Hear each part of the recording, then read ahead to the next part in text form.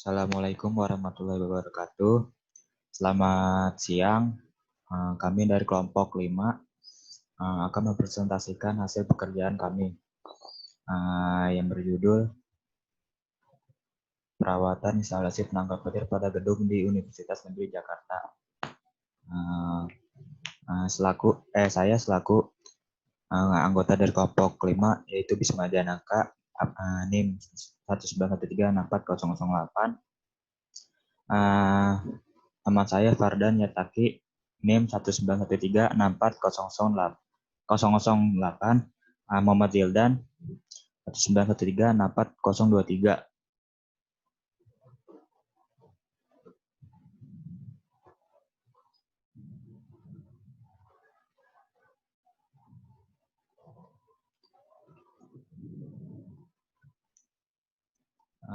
Selanjutnya saya akan menjelaskan tentang pendahuluan dari presentasi kami. Yang pertama adalah latar belakang kenapa kami mempresentasikan ini.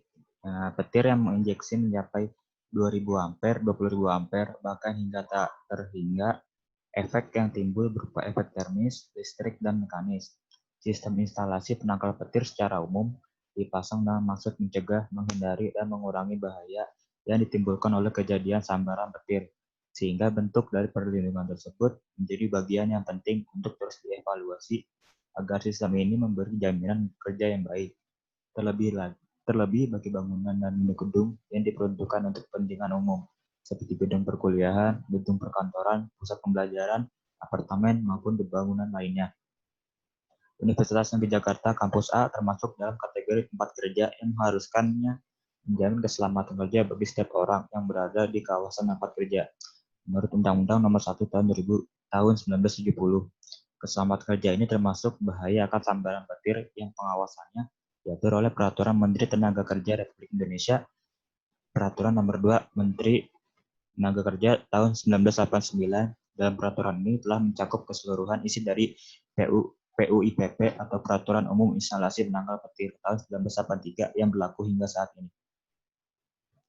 Dari latar belakang tersebut, kami merumuskan ada lima rumusan masalah. Yaitu yang pertama, apa itu penangkal petir? Yang kedua, bagaimana sistem pemasangan instalasi penangkal petir?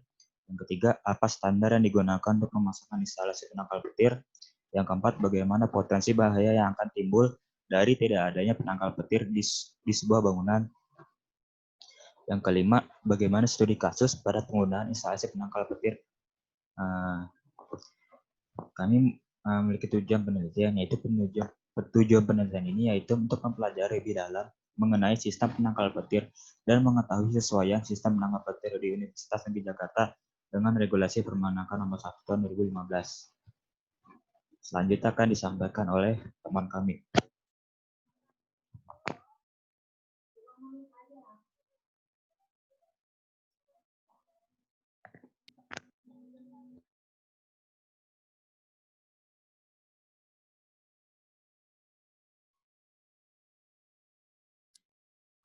Bab 2 Pembahasan.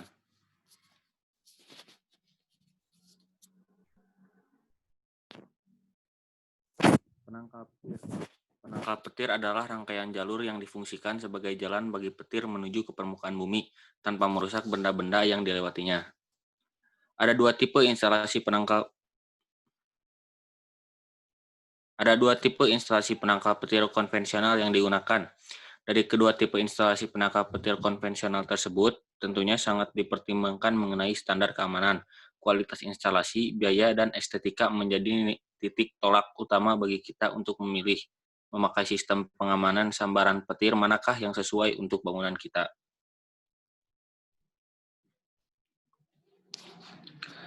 Tipe instalasi penangkal petir konvensional. Yang pertama ada Faraday cage atau sangkar Faraday.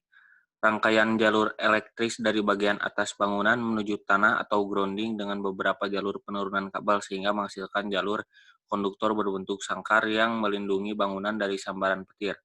Pemanfaatan struktur logam sebuah bangunan bisa dimanfaatkan, misalnya rangka baja, konstruksi beton, frame aluminium, dan lain-lain. Yang kedua ada Franklin Rod atau jalur instalasi tunggal.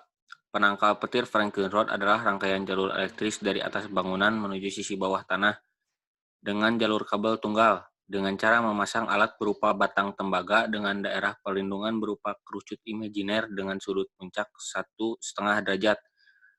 Agar daerah perlindungan luar, maka Franklin Road dipasang pada bangunan teratas, tingginya 1-3 meter. Makin jauh,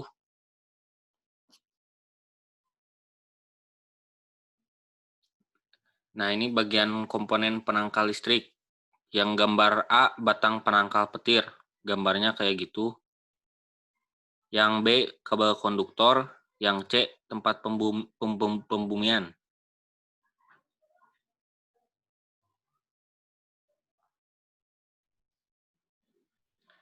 Sistem pemasangan instalasi penangkal petir. Pada tahap awal pengerjaan dimulai dengan mengerjakan bagian grounding system terlebih dahulu dengan pertimbangan keamanan dan kemudahan. Kemudian dilakukan pengukuran resistansi atau tahanan tanah menggunakan earth thermometer. Apabila hasil pengukuran tersebut menunjukkan kurang dari 5 ohm, maka tahapan kerja berikutnya dapat dilakukan. Seandainya hasil resistansi atau tahanan tanah menunjukkan lebih dari 5 ohm, maka dilakukan pembuatan atau penambahan titik grounding lagi di sebelahnya dan diparalelkan dengan grounding pertama agar resistansi atau tahanan tanahnya menurun sesuai dengan standarnya kurang dari 5 ohm. Setelah selesai membuat grounding penangkal petir, langkah berikutnya adalah memasang kabel penyalur daun konduktor dari titik grounding sampai ke atas bangunan.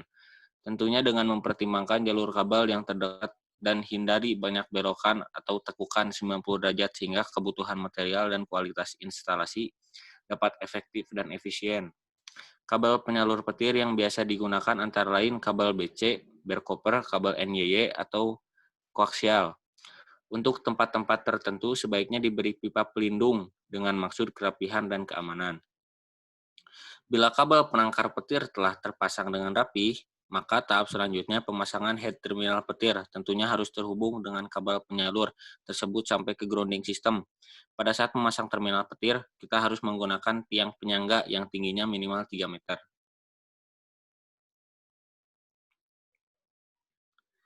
Standar yang digunakan. Peraturan Umum Instalasi Penangkal Petir atau PUIPP. Berdasarkan PUIPP, jenis bangunan yang perlu diberi penangkal petir dikelompokkan menjadi A. Bangunan tinggi seperti gedung bertingkat, menara, dan cerobong pabrik. Yang B. Bangunan penyimpan bahan mudah meledak atau terbakar, misalnya pabrik amunisi, gudang bahan kimia, dan lain-lain. C. Bangunan untuk kepentingan umum seperti gedung sekolah, stasiun, bandara, dan sebagainya. D. Bangunan yang mempunyai 4 fungsi khusus dan nilai estetika, misalnya museum, gedung, arsip negara. Besarnya kebutuhan suatu bangunan akan instalasi proteksi petir ditentukan oleh besarnya kemungkinan kerusakan serta bahaya yang terjadi jika bangunan tersebut tersambar petir. Berdasarkan Peraturan Umum Instalasi Penangkal Petir, besarnya kebutuhan tersebut mengacu kepada penjumlahan indeks tertentu yang mewakili keadaan bangunan di suatu lokasi. Berdasarkan SNI 037015/2004.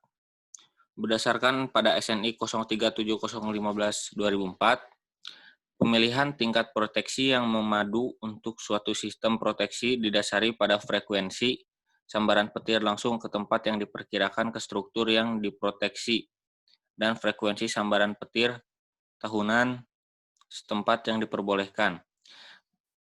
Kerapatan kilat petir ke tanah atau kerapatan sambaran petir ke tanah rata-rata tahunan di daerah tempat suatu struktur berada dapat dihitung. Pengambilan keputusan perlu atau tidaknya pemasangan sistem proteksi petir pada bangunan mengacu dari 2 kondisi, yaitu jika ND kurang dari NC, maka bangunan tidak memerlukan sistem penangkal petir. Yang kedua, jika ND lebih besar dari NC, maka diperlukan sistem penangkal petir. Apabila hasil perbandingan menunjukkan bahwa bangunan memerlukan proteksi petir, maka langkah selanjutnya adalah menghitung efisiensi sistem penangkal petir.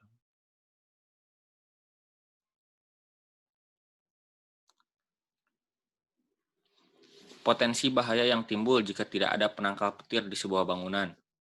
Yang pertama, sambaran petir langsung melalui bangunan, yang mana akan menyebabkan kebakaran, kerusakan perangkat elektronik, atau bahkan korban jiwa. Yang kedua, sambaran petir melalui jaringan listrik, berdampak pada jaringan listrik di dalam bangunan tersebut. Arus petir akan tersalurkan ke pemakai langsung. Cara mengatasinya dengan cara memasang perangkat arrester sebagai pengaman tegangan lebih atau over voltage. Dan instalasi surge arrester listrik ini harus dipasang serta harus dilengkapi dengan grounding system. Yang ketiga, sambaran petir melalui jaringan telekomunikasi. Bahaya yang hampir sama dengan jenis yang kedua, namun jenis ini akan berdampak pada perangkat telekomunikasi, contohnya telepon dan PABX. Cara mengatasinya dengan memasang arrester khusus jaringan PABX yang juga dapat melindungi jaringan internet yang dihubungkan dengan grounding. Selanjutnya akan dilanjutkan oleh teman saya. Kemudian saya akan menjelaskan bab 3, analisis data. Studi kasus pada perawatan instalasi penangkal petir di gedung UNJ. Yang pertama, terminal udara. Terminal udara pada gedung UNJ tersambar petir yang menyebabkan terminal udara terminal udara rusak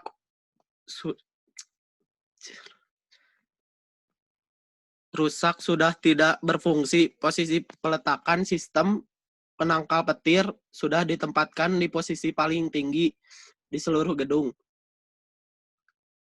Tinggi penangkal petir dengan tinggi 6,8 meter juga sudah melewati batas minimal yang ditentukan. Standar yang digunakan untuk minimal setinggi 16 cm landasan Permenaker nomor 2 tahun 1989. Pasal 53 ayat 2 berbunyi, kerusakan-kerusakan yang didapati harus segera diperbaiki. Yang kedua, kabel pengantar penangkal petir. Penyalur penurunan yang digunakan adalah kabel berisolasi. Kabel tersebut masih utuh dan terpasang kuat. Kabel yang keluar dari terminal udara sudah dilindungi pada PVC, masih dalam kondisi yang bagus. Instalasi selanjutnya masuk ke dalam gedung. Kemudian pentahanan. Penangkal petir yang ada pada gedung UNJ telah tersambar, sehingga peneliti tidak dapat memperoleh data aktual elektroda pertahanan pada gedung Raden Dewi Sartika. Tahanan pentahanan tidak dapat dihitung karena backgrounding tertimbun tanah. Oke, kemudian penutup. Kesimpulannya, yang pertama, proses terjadinya petir akibat perpindahan muatan negatif elektron menuju ke muatan positif proton. Terdapat dua teori yang mendasari proses terjadinya petir, yaitu proses ionisasi dan proses gesekan antar awan.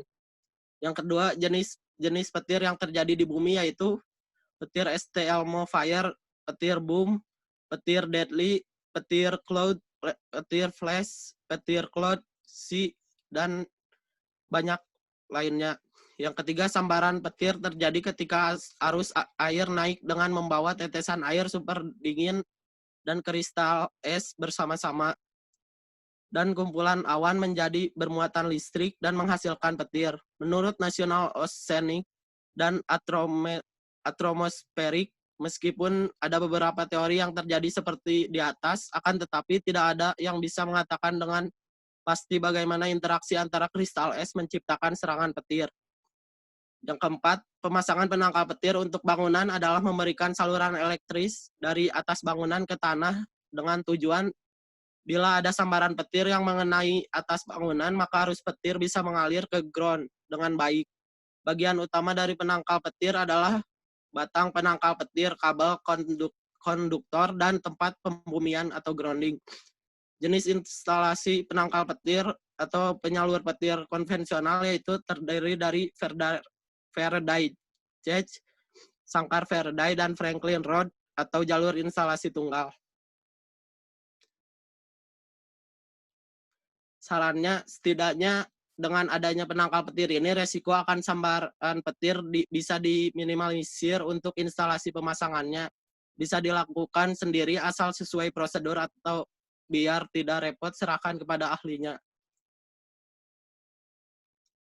Baiklah, sekian presentasi dari kelompok kami. Mohon maaf apabila ada kesalahan.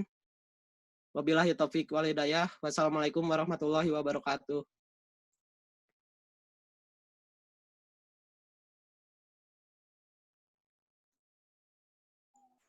Oke, baik. Kami sudah memaparkan presentasi kami. Terima kasih sudah menyaksikan video ini. Untuk sesi tanya jawab akan dilakukan di WF pada jam K3 berlangsung. Terima kasih. Assalamualaikum warahmatullahi wabarakatuh. Salam.